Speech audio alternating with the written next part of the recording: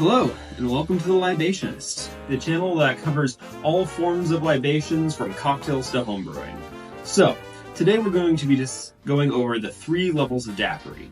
Now, what is this 3 levels idea? Well, the idea is that we take you from the bare minimum, learning how to do the best you can with limited resources, all the way up to pushing the boundaries of what this cocktail can do and what it can be. So, without further ado, let's get into it, starting with level 1.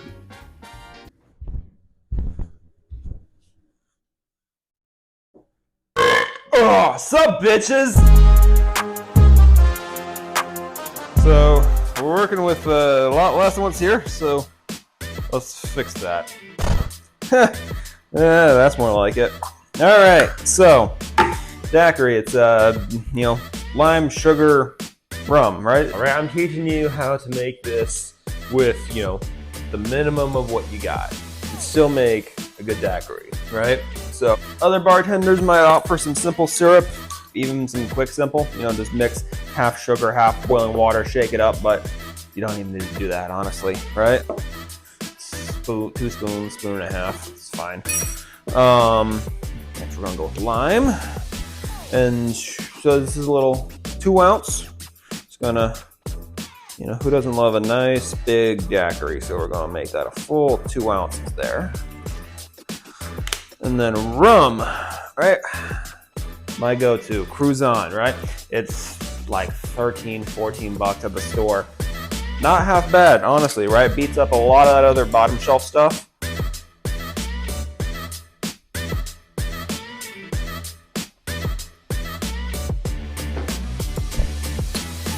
All right, so we're gonna shake this guy up. Make sure you get it on there tight.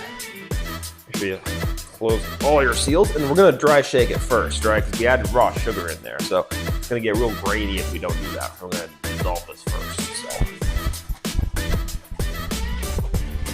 So pop that cap off and add some ice to this. So, I'm assuming you don't got like a full freezer, right? You don't got the whole fancy ice mold. So either get the stuff that comes out of your fridge or, go to the store, get the bag ice, right? If it works, it works. That's the whole idea behind level 1, right? If it works, it works. I'll leave the fancy technicalities to the guys who will come in later. About half up with ice, maybe a little bit more than that. Usually that's about good. Gonna screw that back on there. There we go. And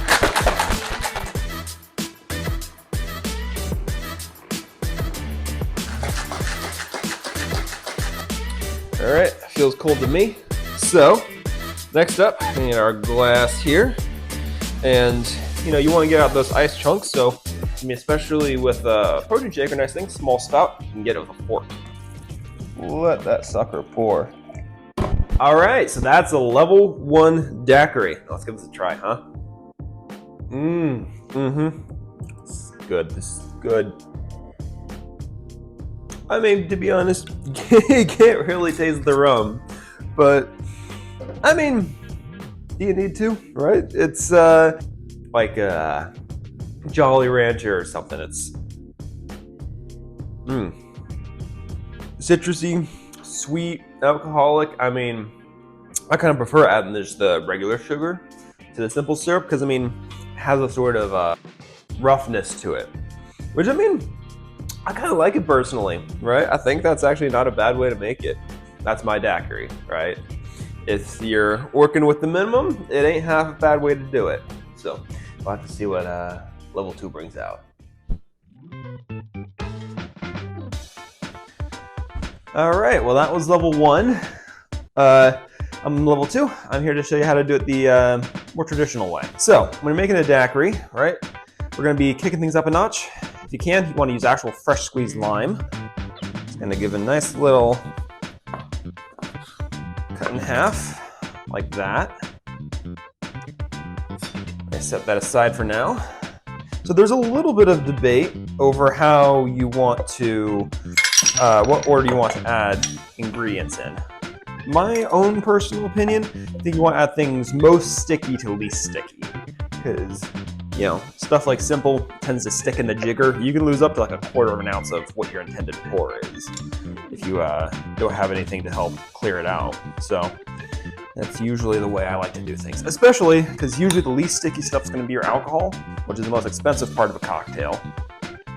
And, you know, say I mess up the amount of lime or sugar I'm adding, or I do something else wrong with it, I can throw it out, restart without having to waste any of my rum.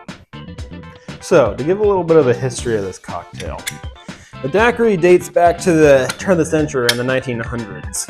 Originally invented in its modern incarnation by a man named Jennings Cox, who, according to apocryphal stories, was an American living in Cuba and was having some sort of party where he was making some gin and lime-based drinks. That's something similar to gimlets. He ran out of gin, decided to sub rum for gin, and he ended up making, you know, what we consider the modern daiquiri.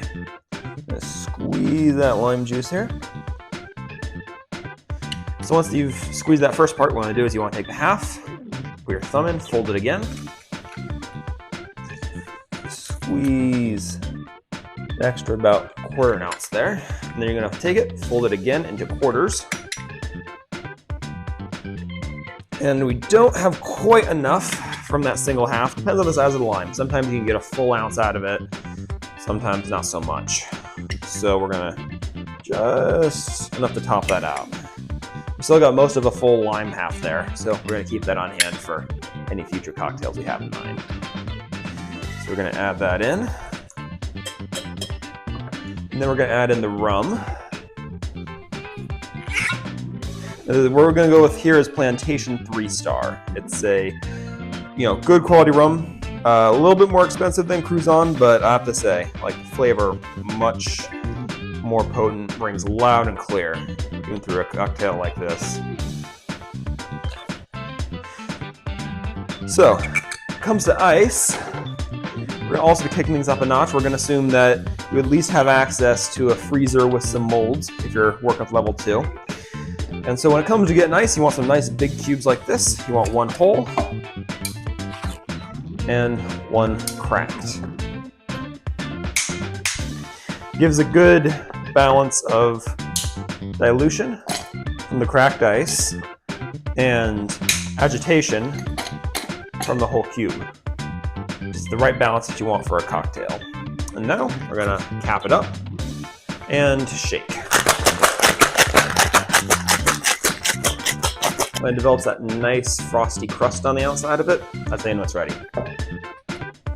Also, when your hands start hurting, also good indication. We're gonna pour that into our coupe. You can get a surprising amount of that last little pour there, so you wanna make sure you get as much of that drink as you can. And there we have ourselves a level 2 daiquiri. Let's try it.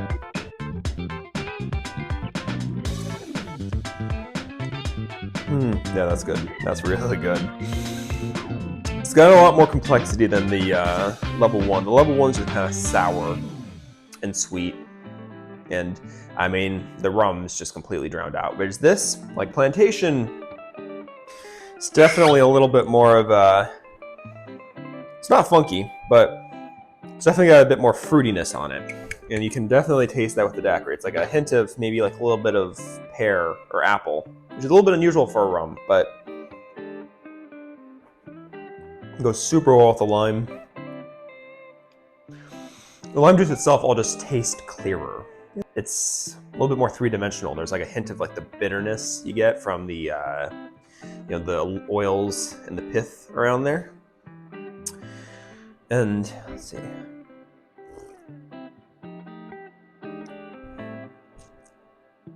Yeah.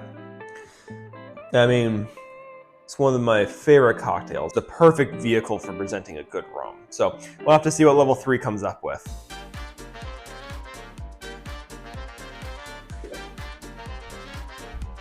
Well, that was a very nice daiquiri there from level 2. So we're approaching how exactly we want to take a look at elevating a daiquiri, right? A daiquiri is a very simple cocktail, right? Like, you add really anything to it, and you kind of change what the cocktail you're working with is. So when it comes to making it, and I can't just switch out the rum, because I mean, then I'm just making a level 2 with fancier rum. So I kind of, when I want to elevate this, I was looking at what do we want to change? What can we change while still keeping the core identity of this cocktail? And the idea I came to was, let's change the texture of it. So what I'm going to be doing is I'm going to be making a Daiquiri Sorbet. So we're going to start with this bowl here. And with this, we're going to be making a little bit more of a bulk batch. So we're going to need a lot of limes for this. And for that, we're going to need a much heftier citrus squeezer. So cut it in half as before. And we're going to want the basic half cup of simple. Now when it comes to what a sorbet is, right, it's actually remarkably simple. It is just fruit juice and syrup frozen while being agitated, so you have small crystal formation. That gives you the texture that you want. Now, it is going to be a little bit different because we're adding alcohol to it. And if you know anything about your physics, alcohol has a lower freezing temperature than water. Consequently, what we're going to need to do is we're going to need to adjust the ratios of the daiquiri a little bit. Because if you just take the daiquiri, like level 2 did, using the golden ratio, you're going to end up with something that's certainly a little bit more solid, but not sorbet consistency. It's still going to be definitely on the more liquid side of things. So that deviation requires us to increase the ratio of citrus that we're using. So we're going to be using 1 part syrup, 1 part alcohol, and 1.5 parts citrus. So in this case, we're going to be putting about 3/4 of a cup.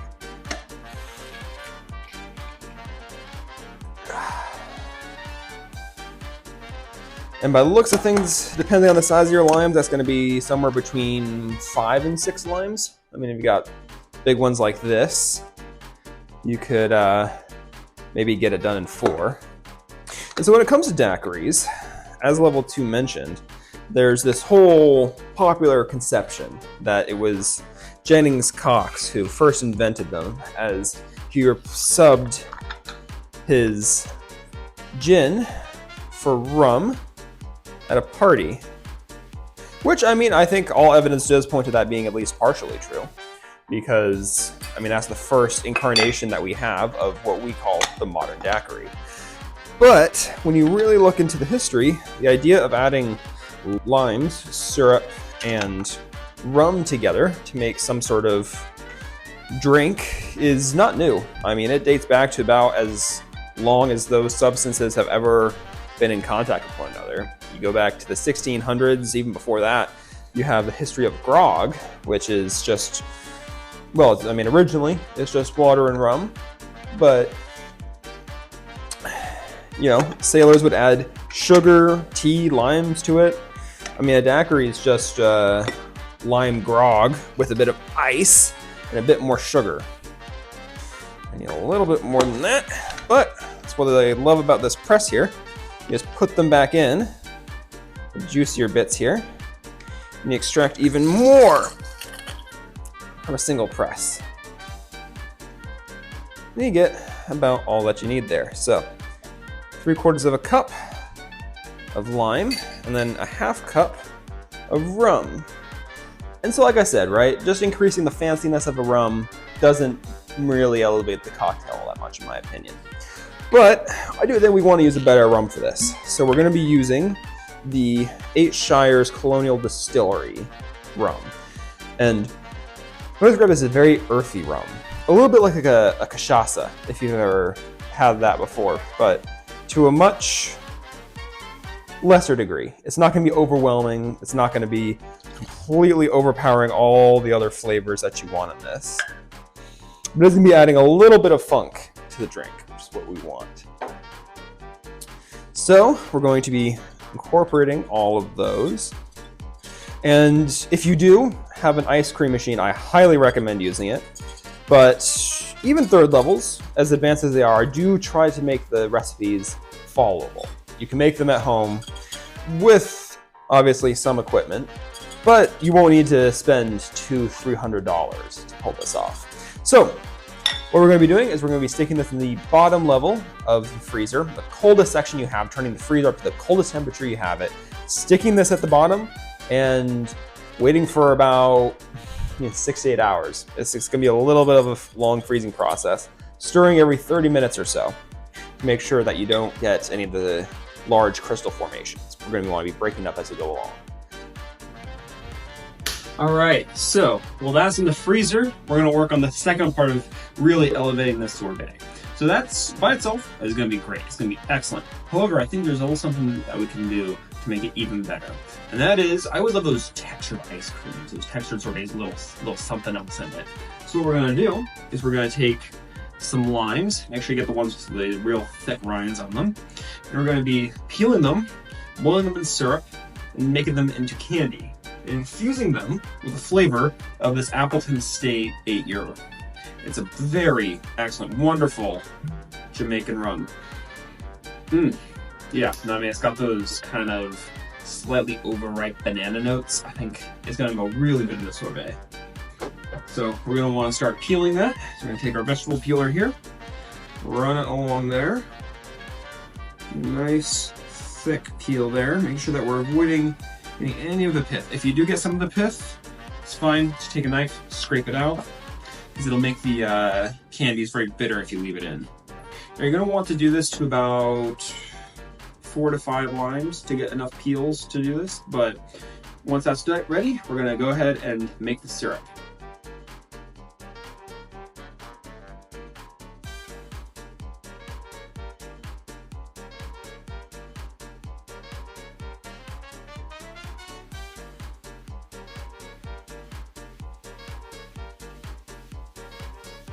Alright, so you have your frozen sorbet and your candies, and now we just need to mix these all together. Handful. I'm going to smooth out the top here. I'll take this back into the freezer.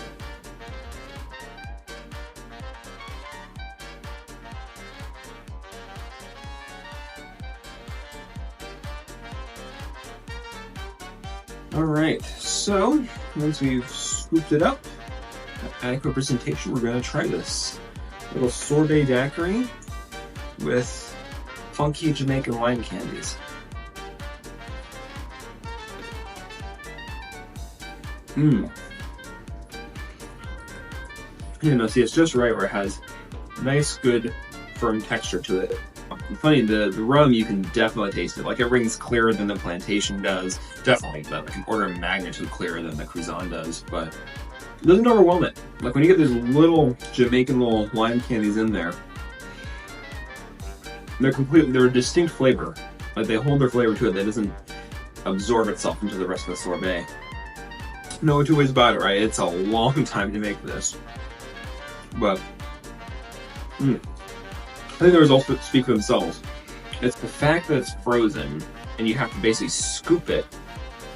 It means that you have to sit with the rum for a lot longer than you would otherwise. And candies are perfect too. I did experiment with a few other options of, adding gelatin or adding crystallized sugar to get these like little pockets of flavor. But I think utilizing the lime peels, not only is it less wasteful, but it also just adds this wonderful chewy texture to the sorbet as well. Absolutely fantastic. Level 3 daiquiri. Try it for yourself sometime. Alright, so that's today's video. 3 levels of daiquiri. Leave a comment below if you tried these recipes and let me know how they work out for you.